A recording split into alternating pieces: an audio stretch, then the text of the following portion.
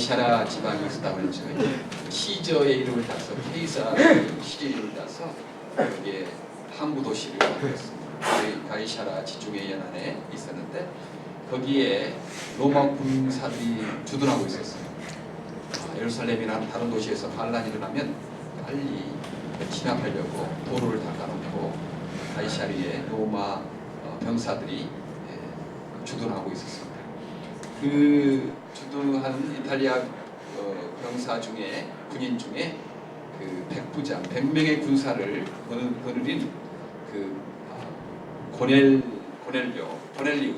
영어로는 고넬리우스가 있어서 그 고넬리우스가 매번 참 하나님께 정기적으로 이렇게 기도하고 또 어렵고 힘든 사람들을 많이 도와주는 그런 그 로마의 장교였습니다. 높은 데로 올라가면 그러기가 참 쉽지 않은데 겸손하게 하나님께 기도하고 정한 시간 기도하고 어려운 사람을 많이 기도해 주는데 한 번은 오후 3시쯤에 기도하고 있는데 갑자기 천사가 나타나서 이렇게 말을 하는 겁니다. 고넬료야, 고넬료야, 너가 하는 기도와 그 자선행위, 어려운 사람을 도우는 행위가 하나님께 상달되고 하나님께서 기억하고 계신다. 그러니 너는 지금 그 욥바로 사람을 보내서 베드로 하는 사람을 참하여라. 베드로 하는 사람을 데리고 올 수 있도록 하여라. 이렇게 천사가 나타나서 말씀을 전하는 거예요. 고넬료는 깜짝 놀랐죠. 천사를 보았으니까 깜짝 놀랐지만 천사의 말을 듣고 이제 그 하인 둘, 정말 경건한 하인 둘과 병사 한 사람을 해서 욥바로 사람을 이제 고넬료를 초청하고 보냈어요. 욥바도 항구 도시거든요. 그쪽에 보내고 있는데 또 그 베드로도 정한 시간에 기도를 하고 있었거든요. 정한 시간에 기도하는 거 참 중요합니다. 정한 시간에 정오쯤 12시쯤에 이제 기도하려고 다락방으로 올라가서 그때 기도하는데 그때가 12시쯤 되니까 배가 고프지 않겠어요? 배가 고프다 생각했는데 갑자기 환상 가운데 하늘에서 보자기 같은 그 큰 그릇이 이렇게 내려오는 것입니다. 보자기 같은 큰 그릇이 내려오고 그 네 기퉁이가 이렇게 줄에 매어서 내려오는 것입니다.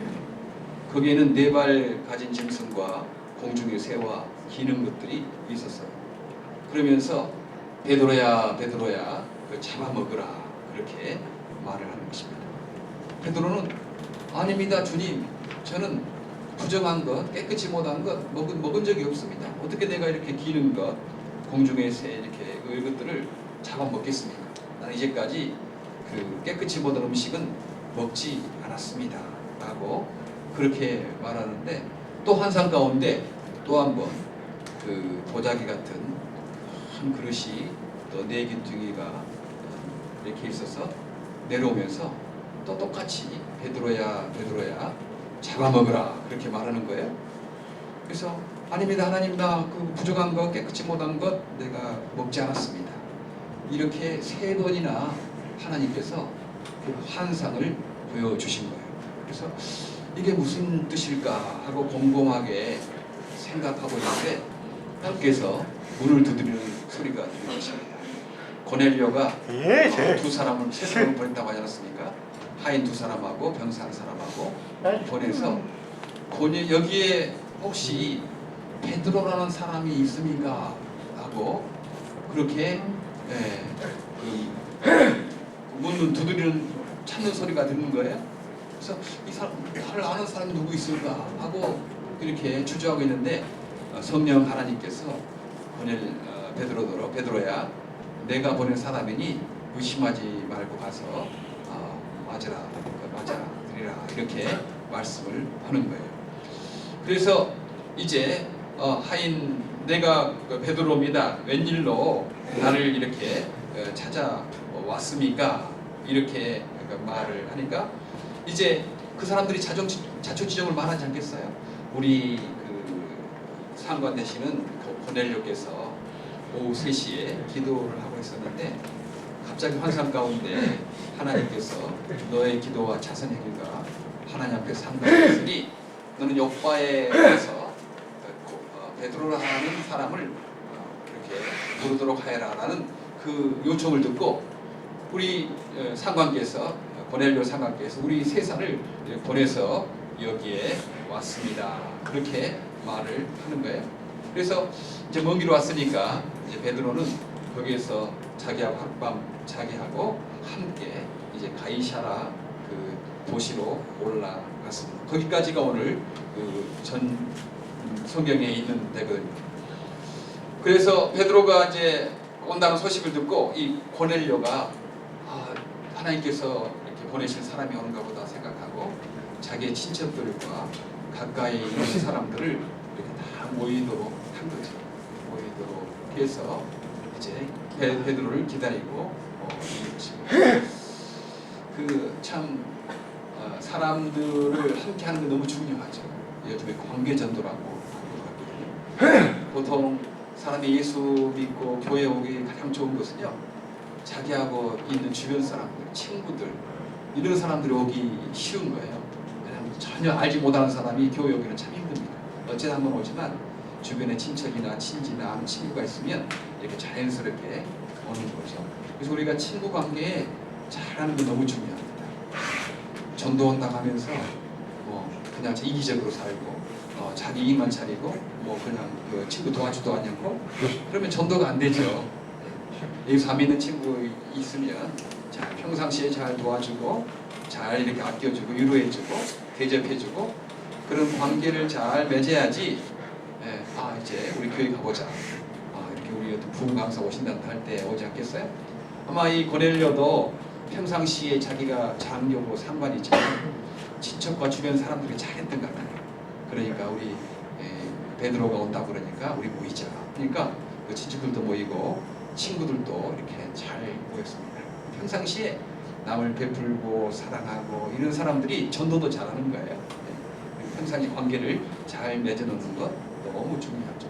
미랄도 그래요. 미랄도 평상시에 여러분들이 미랄에 오도록 할 때 사람들과 잘 관계를 맺어놓고 이런 삶을 살자. 미래에 봉사하고 선교하지만 지금부터 여기서부터 선교하고 봉사하고 살자 이렇게 하면 되지 않겠어요? 근데 사람들이 이제 모여놓으니까 베드로가 오는 거예요. 그러니까 이 로마 장교인 고넬료가 가서 그 베드로 앞에 발 앞에 엎드려 절하면서 이렇게 환영하는 거예요. 로마의 장교인데. 그리고 인간적으로 따지면 어서 와요 우리 아이자. 인간적으로 따지면 친구지 친년이잖아요. 그런데 거기에 발 앞에서 엎드려서 절을 하는 겁니다. 하나님을 귀히 여기니까 그러는 거예요. 인간적으로 따지면 자기는 로마 장교고 100명을 군사력을 장교고 베드로는 어부고 공부도 잘 안 했고 또 식민지 청년이고 그래도 잘 하겠습니까? 근데 하나님을 사랑하고 하나님을 두려워하기 때문에 그런 마음으로 이 베드로에게 발 앞에서 엎드려서 절을 하는 것입니다. 베드로가 그 고넬료를 하면서 나도 같은 사람이니까 나에게 그렇게 할 필요 없다. 내가 천사도 아니고 내가 무슨 하나님도 아니고 그러니 나에게 그렇게 할 필요 없다라고 손을 잡아서 일으켜 세웁니다. 사실 또 조심해야 될 것은 우리가 대접받을 때 조심해야 될 것 같아요. 대접받을 때 내가 잘나서 받는 것이 아니고 주님 때문에 내가 받는 거다. 이런 겸손한 마음이 있어야 되는 거죠. 베드로가 그래 로마 장교가 나한테 절하네. 너무 좋네. 이런 식으로 했더라면 아마 얼마나 이상하겠어요. 베드로가 하나님 공경하기 때문에 나를 공경한다 생각하고 그 절을 받지 않는 것입니다. 요즘에 좀 문제가 그렇게 되는 것 같아요. 우리가 어떤 우리 교회 리더들 목사가 되고 장로가 되고 그런 사람들이 존경하고 공경하지 않습니까? 그럴 때 우리가 그것을 즐기려고 하면 안 된다는 거죠. 나는 목사니까 내가 이렇게 장로고 내가 교회 리더니까 다른 사람한테 대접해야 돼. 나는 당연히 그래야 돼. 이건 세상에서 그러는 거고 우리 교회 공동체는 기독교 공동체는 미랄에서는 오히려 높은 사람이 더 섬기고 더 겸손하고 그런 거 아니겠습니까? 서로 존경하는 거죠. 주님 때문에 그러는 것입니다. 그래서 저는 조금 옛날에는 목사가 인기가 없었어요. 그래서 다 목사 안 되려고 했어요. 근데 요즘에는 이제 목사가 월급도 많이 받고 뭐 이렇게 영광도 많이 받고 그러니까 뭐 결혼 순위에 몇 번째 들어가는 거예요. 그러니까 희생하고 봉사하려고 하기보다는 대접받는 게 좋아서 신학교 되면 안 되잖아요. 그런 우리 전체적으로 우리 리더들은 이렇게 좀 겸손하게 저부터 하는 게 좀 좋겠다. 베드로가 그렇게 자기들이 전하는 사람을 받으려고 아니 나도 같은 사람입니다. 나에게 뭐 그러지 마십시오 하고 이렇게 말을 하고 있었어요. 그래서 집안에 들어가니 그렇게 많은 사람들이 있는 것을 보고 이제 베드로가 이렇게 말합니다. 유대 사람으로서 이런 이방인과 교제하는 것이 불법이다. 그런데 하나님께서 어떤 사람이든지 속되거나 그렇게 부정하다고 하지 말라고 지시하였다. 이제 그 보자기가 내려온 것은 어떤 거였냐면요. 그 기는 것, 나는 것, 그 다음에 여러 짐승이 있었잖아요. 그런 사람을 상징한 거죠. 유대인이 아닌 사람들. 유대인이 아닌 사람을 상징하는 건데 이 베드로는 유대인이 아닌 사람은 더러운 사람들이다. 우리는 깨끗한 사람들, 우리는 선택된 민족이라고 하고 교만해 있고 다른 민족들은 그냥 무시하고 그랬어요. 근데 그 보자기의 환상을 보면서 어떤 사람도 속하거나 더럽다고 그렇게 하지 마. 사람은 다 평등하다. 사람은 다 똑같은 귀한 사람들이다. 라고 그렇게 해서 자기가 왔다라고 그렇게 말하는 거예요. 그리고 여러분이 나를 부르신 것을 보고 내가 거절하지 않고 왔습니다. 그런데 한 가지 묻고 싶은 것이 있는데 어떤 일로 나를 부르신 겁니까? 이렇게 질문을 했거든요. 그때 고넬료가 또 대답하는 거예요. 아니 내가 정말 오후 3시에 정시에 내가 기도하러 갔는데 갑자기 천사가 나타나서 그 옆바에 베드로가 있는데 그 베드로를 이렇게 오도록 요청하시오라는 그런 말을 듣고 내가 당신을 이렇게 요청했습니다. 그리고 내가 세 사람을 보내서 선생님을 청해 온 것입니다. 지금 우리가 주님께서 하신 말씀을 들으려고 다 같이 하나님 앞에서 모였습니다. 그러는 거예요. 다 같이. 우리가 하나님 앞에 모였다. 베드로 당신 앞에 모인 것 아니고 우리가 하나님 앞에 주 앞에 모였습니다. 이렇게 하는 거예요. 그렇죠. 우리가 예배드리고 이럴 때는요. 뭐 강원호 목사 말 들으려고 왔겠어요? 네. 무슨 뭐 제 설교 들으려고 왔다고 그렇게 생각하면 안 됩니다. 그렇게 안 되고 지금 우리가 하나님 말씀을 들으려고 우리가 하나님 앞에 섰다라고 그렇게 생각을 해야 된다는 것입니다. 베드로를 이렇게 초청했던 고넬료가 그랬어요. 인간적으로 따지면 정말 식민지 백성, 자기보다 배우지 못한 사람, 그리고 자기는 장교, 뭐 그러지만 이 베드로 앞에 있을 때 우리가 하나님 앞에 모였습니다라고 그런 겸손함으로 들으려고 하는 거죠. 네. 자, 우리가 몇 가지 좀 여기 생각해 볼 수 있는 것은 그 유대인들은 자기들은 하나님께 택함을 받은 선택된 민족이다라고 굉장히 교만한 거예요. 그리고 다른 유대인이 아닌 그 그리스 사람이나 로마 사람이나 뭐 다른 사람들은 다 무시를 한 겁니다. 사실 인간적으로 말하면 그리스 사람은 지혜가 있어가지고 철학자 아리스토텔레스, 무슨 소크라테스, 뭐 플라톤 거기에 얼마나 문명이 발전했습니까? 인간적으로 따지면 정말 그 이스라엘 사람 아무것도 아닌데 자기들에게 교만한 거예요. 그렇게 약자니까 더 교만한 것 같아요. 로마 사람 그때 군사력은 강대국이어서 그리스를 점령하고 그 소아시아 그 다음에 이스라엘 이집트까지 정복한 군사적인 강대국이었거든. 근데 그 사람 무시하는 거예요. 그냥 자기들이 최고다라고 생각하는 거예요. 인간적으로 따지면 참 우스운 생각이 들죠. 그러니까 교만했던 거예요. 근데 사실 하나님께서 그 이스라엘 백성 유대인을 택한 것은 그들이 잘났거나 똑똑하거나 유능하게 해서가 아니고 하나님 적은 민족이기 때문에 그냥 무조건 택한 거예요. 그리고 택해서 자기들 뭐 뻐기고 살려고 교만하게 하려고가 아니고 제사장 나라가 되게 하기 위해서 하나님의 진리의 말씀을 전하게 하고 하나님의 복을 전하도록 그렇게 이 이스라엘 백성을 선택해 준 거거든요. 그런데 이 이스라엘 백성은 자기들이 뭐 잘나서 그 선택받은 줄 알고 그리고 이스라엘 민족이 아닌 사람들은 계속 무시하고 부정하다고 그러고 이렇게 같이 모이는 거 불법이라고 생각하고 뭐 그랬던 것을 볼 수가 있습니다. 그 반대로 이 고넬료는 얼마나 참 하나님을 섬기는 사람이지 않았겠어요. 이 사람은 유대인들이 무시하는 로마 사람이고 이방인이고, 그런데 이 사람은 주님을 존경하고 또 다른 사람을 위해서 많이 섬기고 베풀고 다른 사람을 존경하는 그런 사람이었던 것을 보게 됩니다. 예. 그래요. 우리 고넬료를 통해서 이방 선교가 시작되는 거예요. 처음에 사도행전 1장에 성령이 임하시면 너희가 권능을 받고 유대와 사마리아와 땅끝까지 이르러 내 증인이 되리라, 부활의 증인이 되리라고 약속하지 않았습니까? 근데 정말 이제 그대로 되는 거예요. 처음에는 유대 땅, 예루살렘 중심 유대 땅, 그 다음 사마리아 땅, 그 다음에 이제 로마 땅, 로마, 그리고 그리스 이런 곳으로 점점 이제 복음이 펼쳐지고 있는 거거든요. 근데 이 사람들은, 유대 사람들은 이 예수님의 부활을 다른 이방 민족에게 전하려고 하지 않았어요.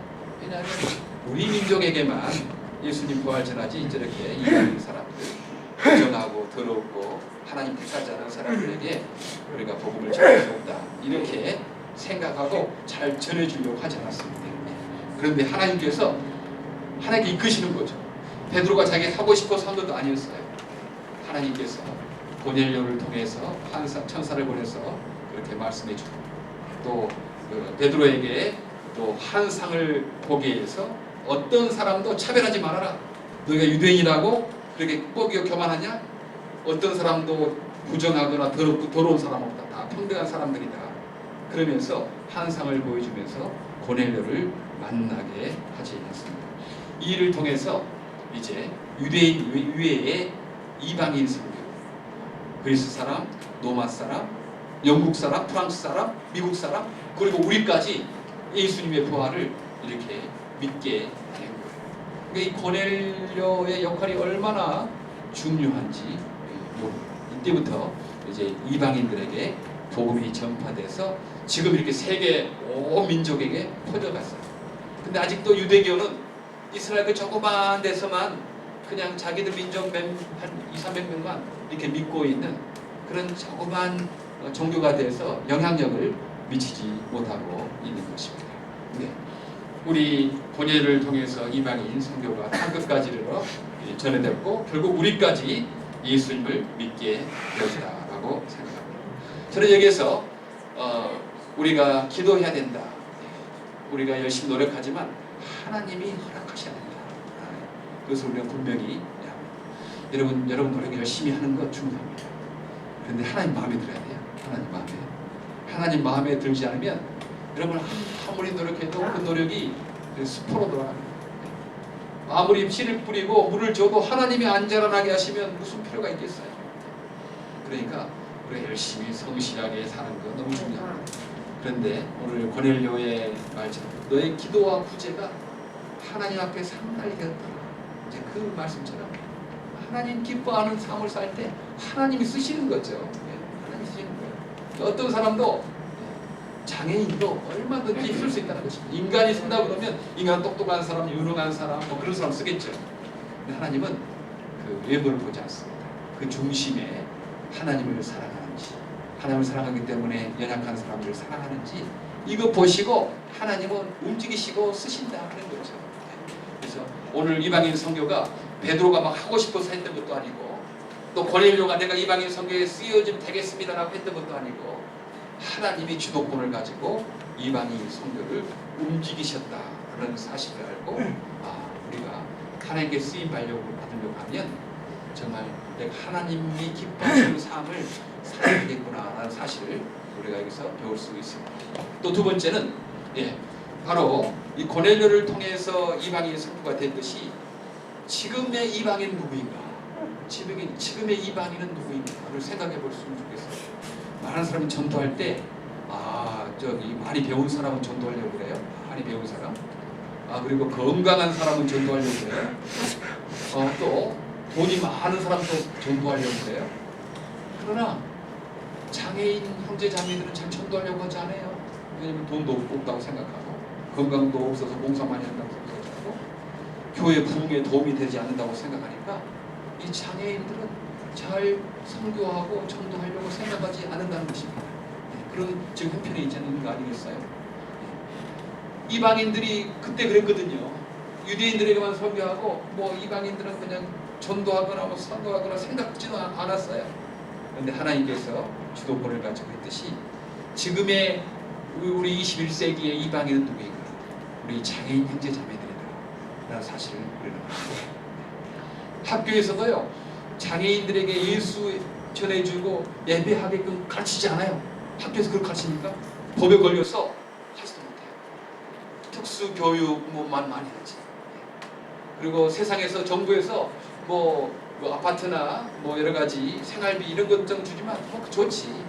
그거 한다고 변합니까? 그거 있다고 마음이 기쁘고 어떤 의미 있는 삶을 삽니까? 아닙니다. 예수 영접하고 기도하고 예배드리는 삶을 살 때 우리의 마음이 기쁘거든요. 근데 그건 학교에서도 안 하고 그 다음에 정부에서도 안 하고 그렇다고 우리 교회에서도 안 하고 완전히 이방인적으로 되는 거죠. 근데 하나님께서 우리를 부르셨다고 생각합니다.